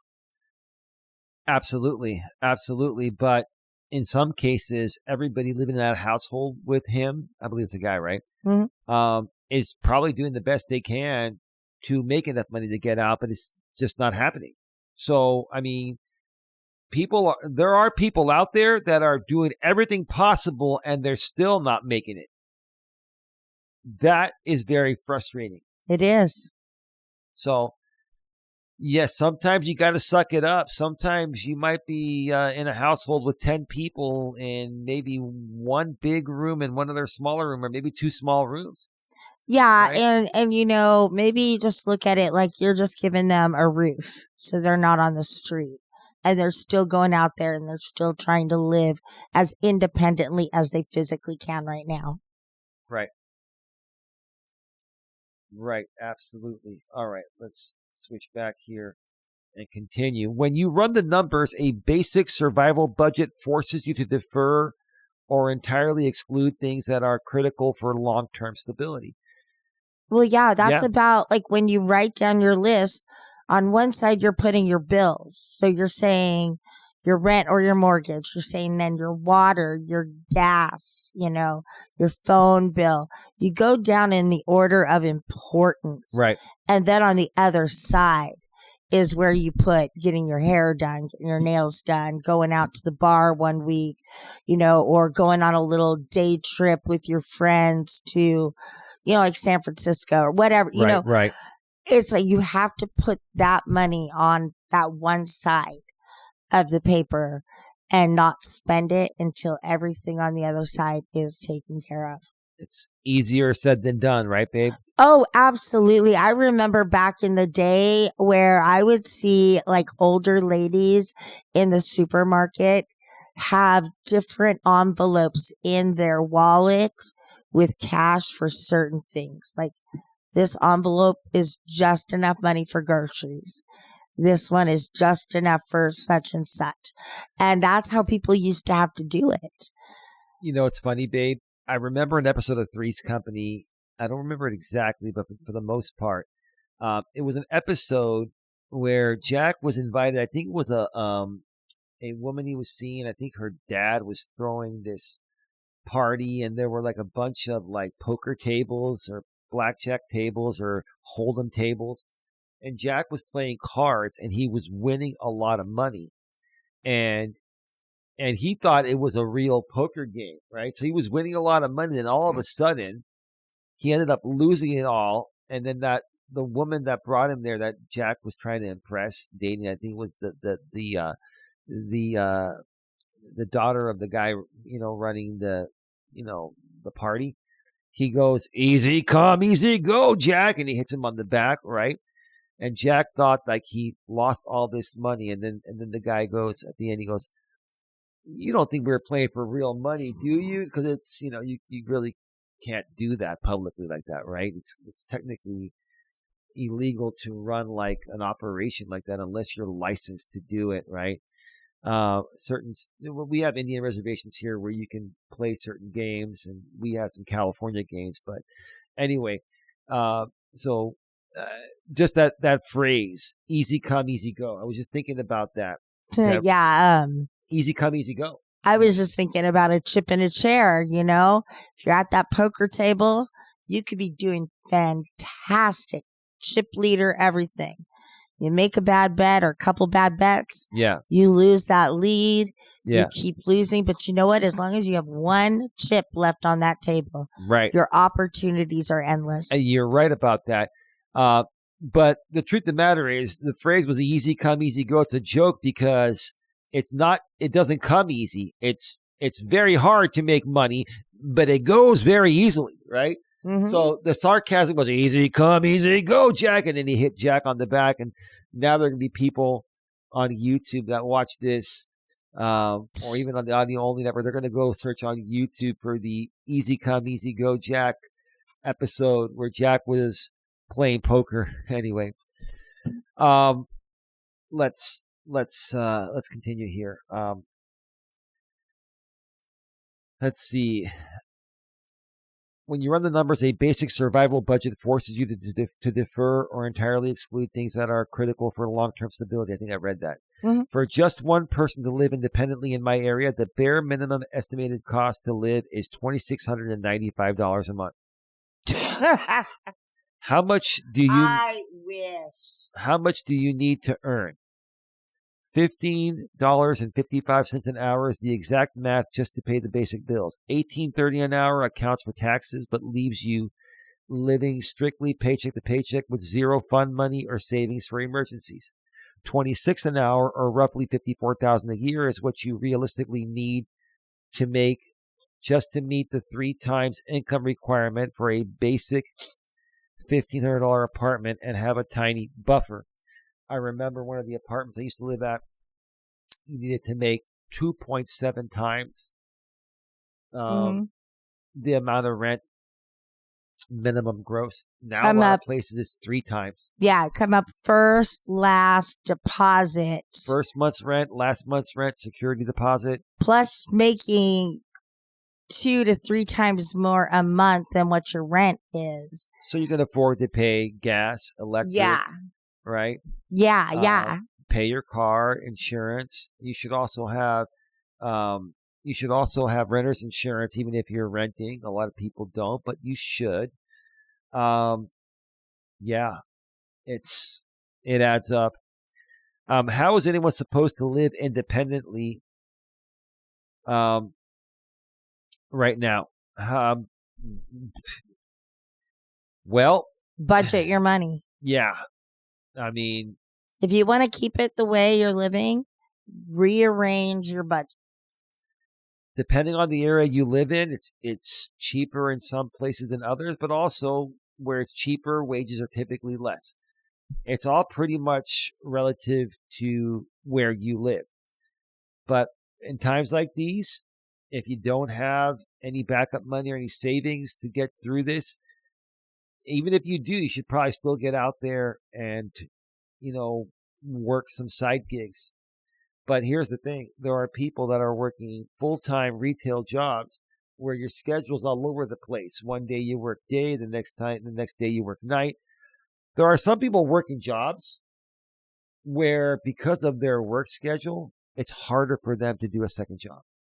Well, I'm going to say that's a huge, huge excuse, because you could work 8 hours a day, and then you could, if you got a part-time retail job, you could tell them that you were only available from 6 to 10 at night, and then they could schedule you that way. You don't have to flop from mornings to nights. So rephrase, redirect on that. Yeah, well, you would have to get a job that allows you to. Well, one of your jobs would need to be a Monday through Friday, 9 to 5. The other job can be nights and weekends. Yes. Management is usually days required. And it's the other, like with my store. When you used to work at Bevmo's. Yeah.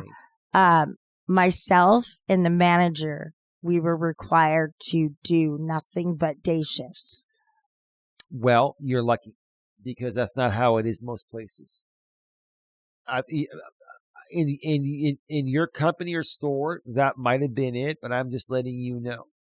When I did retail management, especially as an assistant manager, and even as a store manager, I did work some nights. As a store manager, I primarily worked days, but I worked some nights. As an assistant manager, one day I was there at night. One day I was there during the day, another day in the middle swing shift, another day could be an overnight. So it's not the same flexibility for everyone. So that's another thing. We're just we had like 3 additional key carrying leads or kind of managers, Mm-hmm.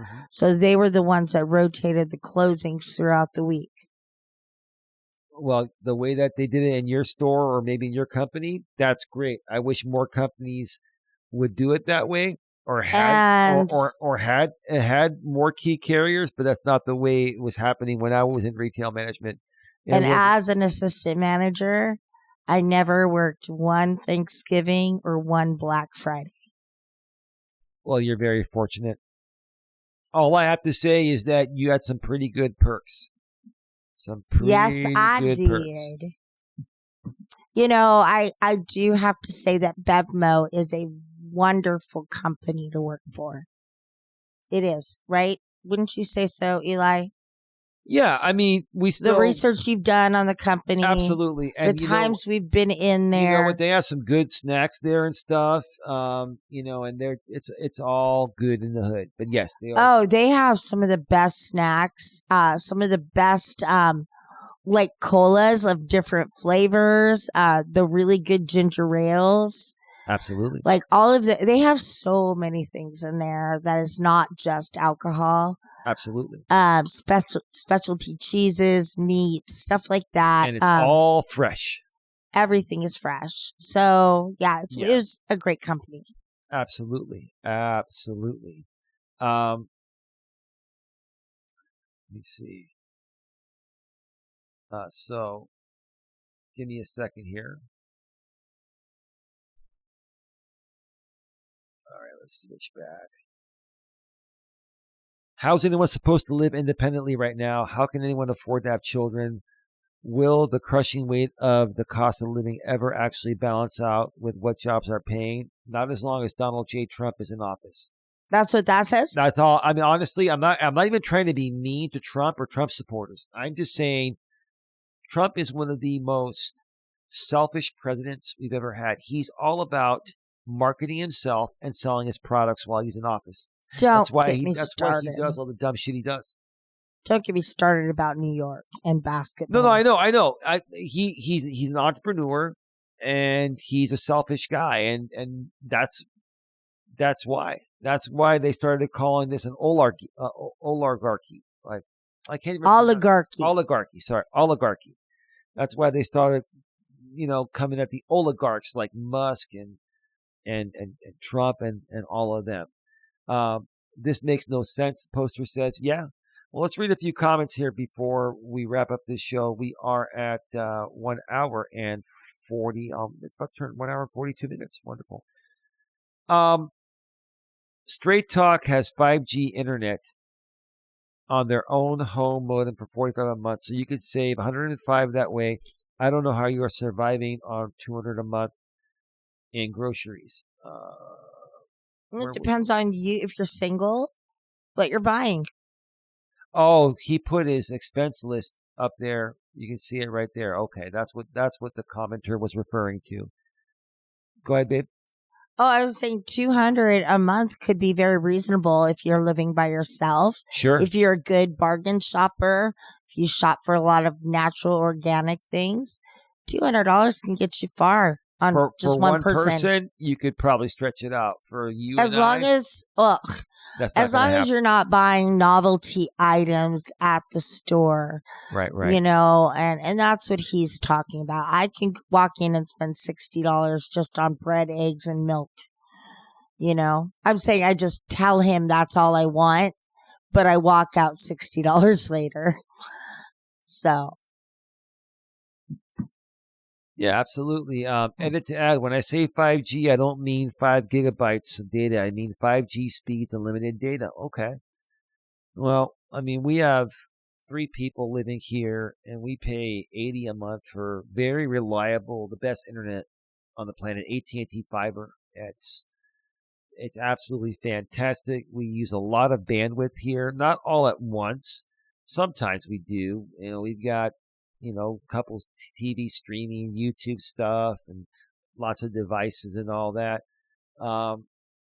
Those are other ways. Yeah, you can cut back on streaming, cut back on cable, cut back on, I'm not saying you got to get rid of all of them, but look, okay, if we had 5 of them, what would I want the most, and you go down to that one, but you could always add the other ones back later. Yeah, I mean, if you have to absolutely scale back on internet and go bare bones, you can get it cheaper. You can get it slower. You got to do what you got to do. Yeah. I consider the internet a pretty important essential nowadays, not because of the entertainment stuff, but because of the information that we're getting. And, a lot of security systems and other things run off the internet. So I consider that thing an important thing, but that's just me. If internet is not going to, paying $80 a month for 3 people for internet is not going to break me. No. That's not what, and the price hasn't changed. What's breaking us, gas prices and groceries and just other essential stuff like that. $200 a month in groceries, more like 200 a week. I can't even fart in an aisle without losing $100. That's the truth. Dude, that was a chick too. I gotta say that's pretty hilarious. Man. That is kind of funny. I can't even fart in an aisle without losing $100. Well, if I lost $100 every time I farted, I would be. Oh my God! I'd be dirt broke.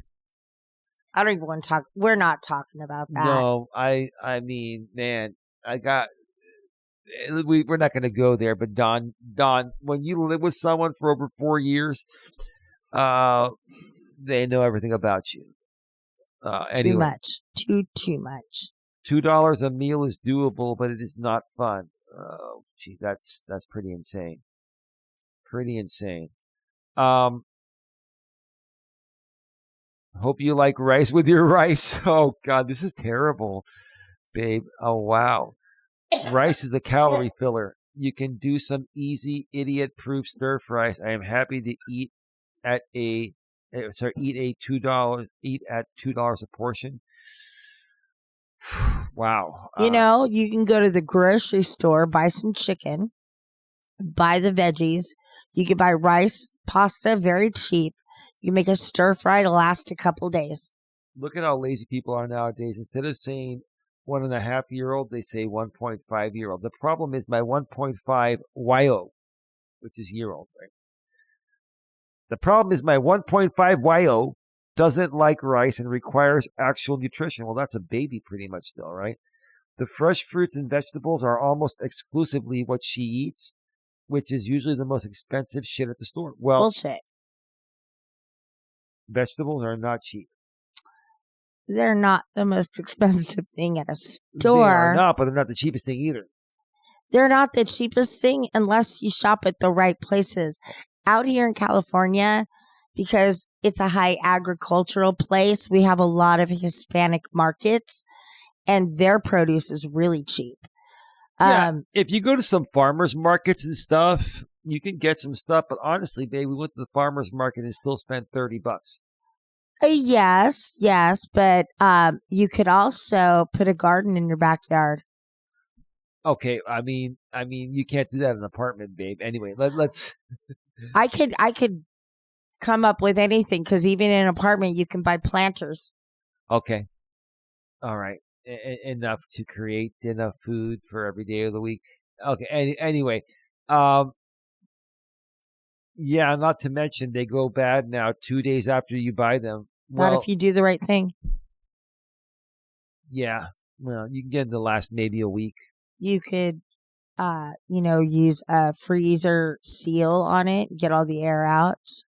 You can cook it right away and freeze it. There's plenty of things you could do. All I'm hearing right now are excuses, not, people actually thinking about this and figuring out how to do it. They're not doing that whole, what is it called? They're not, like having one of those, mind storms, what do they call them? Brainstorming. Thank you. Yeah. That's what it is. They're not brainstorming. They're just saying, oh, it's too expensive. Yeah. And that is an excuse to me. Yeah, no, there are a lot of excuses, and that's why people talk it out. And I love Reddit is great because people. Yeah, I watch a lot of cooking shows, and they can teach you how to go farm to table very inexpensively and very nutritionally and delicious. Absolutely. Okay, let's read a few more, and we'll start wrapping this up.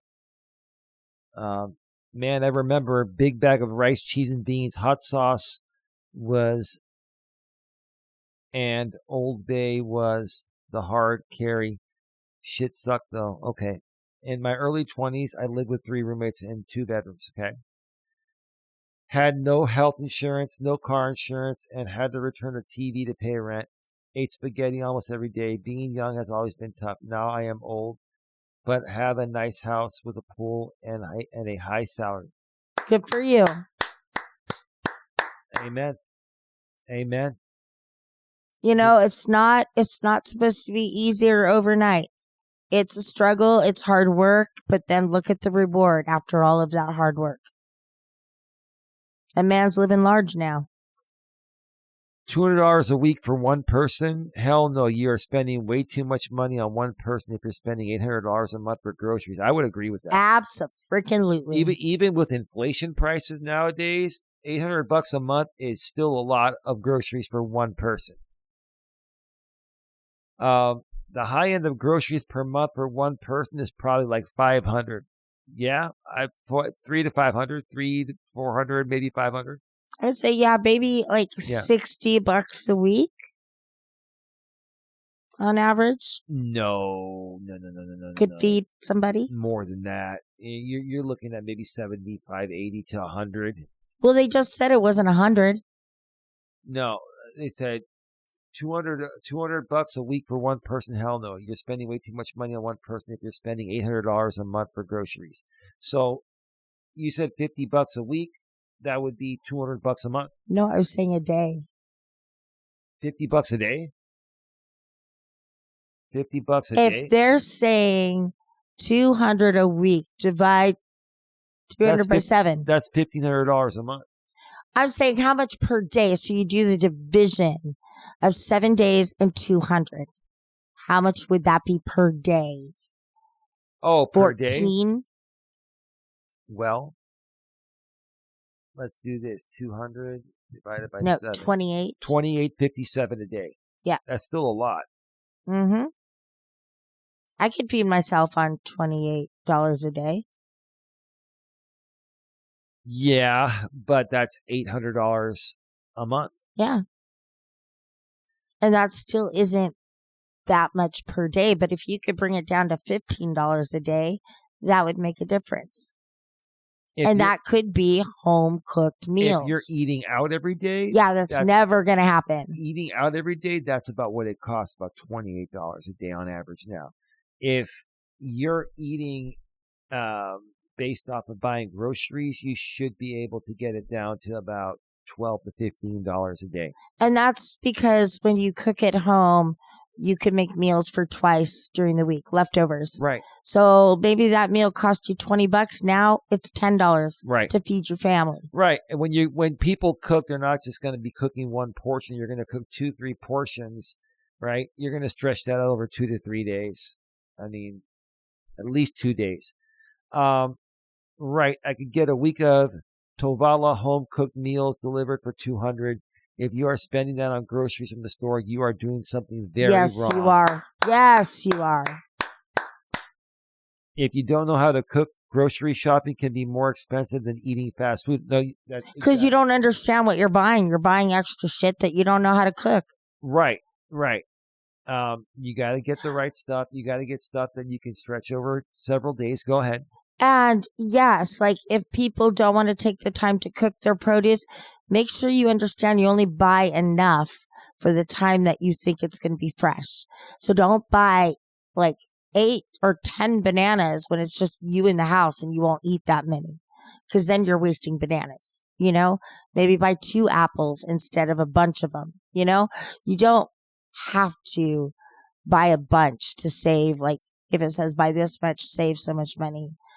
Buy what you think you're going to eat, not overspend in the grocery store that way. Absolutely. And one more comment, which is going to make a lot of sense here before we start wrapping this up. Then you're bad at shopping. $28 a day on groceries for one person is insane. I agree. My breakfast is $2. Burgers, veggie, but same price for $3. paneer tikka masala, like $4 per serving, and a large number of other meals in that range of cost. It is very easy to stay around 10 to 15 per day for groceries if you're not overeating. That's what didn't I just say the same thing before we got done? Yeah, I mean, easy. Egg, sausage, biscuit in the morning. You pay maybe $7 for eggs. What does the one egg cost you? What does the one biscuit cost you? What is the one slice of cheese? The one, of everything. That's where she's saying it's a $2 breakfast. You may have spent more to get all of those ingredients, but that one meal only costs $2.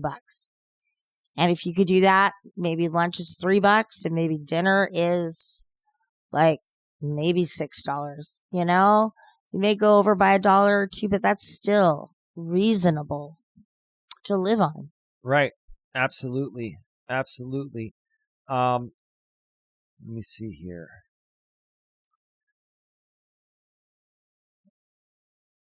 So yeah, if you're not overeating and if you're mindful of meals that are just prohibitively expensive to make depending on your budget. I'll also add that so many people are like, groceries are too expensive while solely using fresh product on a low income. Frozen and canned save so much money, and a ton of people just don't buy produce that way. You can still get some frozen vegetables. There's still, nothing is as good as fresh, but it's close.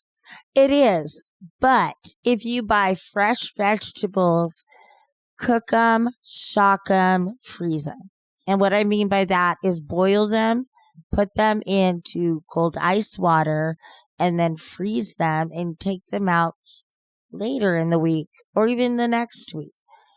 You still can get the freshness at a very good price. Absolutely. I'm just trying to throw, the fact that I am a little bit bougie at times and I want nicer things, but I have to find ways to do that within my budget. That's all I'm trying to say. I'm trying to help you be less bougie because that really helps me out a lot. Yeah. You want to bring me down a notch to maybe just be like semi-bougie. Semi-bougie, because full-blown bougie is way out of your league. Way out of the comfortable budget range. But anyway, we'll find a way. We'll find a way. We'll just keep working. I mean, we're just being silly kids. I know. Now. Anyway, baby, do you have any final thoughts before we start wrapping this baby up? Just thank you again for being here. We appreciate all of you. And if you feel the need to tip us or want to send a donation, Eli's explained that and he will go over that again. In the description section of wherever you're watching us, there are links, Cash App, PayPal, etc. You can donate if you'd like. That's totally up to you. Anything else, baby? Yeah, I want y'all to have a great, safe week and look forward to seeing y'all next week. Absolutely. So, all right. So before we get on out of here, which is what I'm trying to say. It was a great show, babe. It was a very, very good show. And it's not easy. It's not easy, but you got to do what you got to do. And in the closing segment, I think what this episode really comes down to is this. People are tired. They are tired of working and still struggling. They are tired of being told inflation is improving when prices are still high. They are tired of choosing between groceries and gas. They are tired of using credit cards for necessities. They are tired of delaying normal life milestones. They are tired of being judged for living with family. They are tired of feeling like independence is out of reach. And they are tired of pretending everything is fine. But I also think people are resilient. They are adapting. They are learning, they are budgeting, they are helping each other, they are sharing housing, they are doing gig work, they are cooking at home, they are finding resources, they are talking openly about money. And honestly, babe, that matters. The key. It matters. Because you both need to be on the same page so somebody doesn't spend outside of the means. Right, because silence makes people feel alone. But conversations, which is why we do this, conversations like this remind people that they are not the only ones. If you are struggling right now, if you are working and still falling behind, if you are living with family, if you are using a food bank, if you are doing gig work after your regular job, if you are scared about rent, if you are wondering whether you will ever live alone, you are not alone. And you are not worthless because money is tight. You are not a failure because the economy is hard. You are not lazy because the math is brutal. But you do need a plan. That's what we're trying to tell everyone. You need to make a plan. And you need to stick to it. You need honesty. You need support. You need to know your numbers. You are not, I'm sorry, no disrespect, you are not good with numbers. So when it comes to numbers, who do you go to? That's why having a partner, in my opinion, is almost critical in the modern world. Some of you don't have that. I get it. But you need to have a plan. You need honesty. You need support. You need to know your numbers. I already said that. And you need to keep going one step at a time. Sometimes survival is not glamorous. Sometimes survival is boring. Sometimes survival is exhausting. But survival is still an accomplishment. So, babe, this was part 2 of a really important conversation. Before we get on out of here, babe, and just like I always say, don't take life for granted. Don't take life for granted. And with that being said, it is time to start wrapping this up. All right. You've been listening to the Don and Eli Take on the World podcast. And this has been episode number 68, which was titled, How Are You Surviving 2026 Inflation? Part 2. One more time, episode number 68 of the Don and Eli Take on the World podcast was titled, How Are You Surviving 2026 Inflation? Part 2. One more time, my lovely Lady Dawn, before we get on out of here. If you are listening to us audio only on the audio only podcast networks such as Apple, Spotify, Amazon Music, your very favorite, iHeartRadio, and iHeartRadio. Remember, 4th time is the charm. My lady loves iHeartRadio, so do I. It's all good. We're on iHeartRadio. We're also on Amazon's Audible. We're also on YouTube's Music with audio and video, because YouTube's Music is a part of YouTube, which is owned by Google. And we have the video on our YouTube channel, so it's on YouTube Music as well. We're also on many and most of the not as well known or not as popular audio only podcast networks. If you're listening to us audio only, you'd like to view the video of our podcast, go below the description wherever you're listening to us halfway down. You'll see the link there that will redirect you to our main channel, GNA, Genuine Personal Development. While you're there, subscribe, bang the bell, select the notifications so you don't miss anything. Then go below that description section and subscribe to our secondary live streaming channel, GNA2, Genuine Live Personal Development, where we go live, if not every day, almost every day. Well, we haven't been doing that lately, but we're going to get back to it. Just subscribe there. You'll know when we go live. Subscribe, bang the bell, and select the notifications. With that being said, time to go.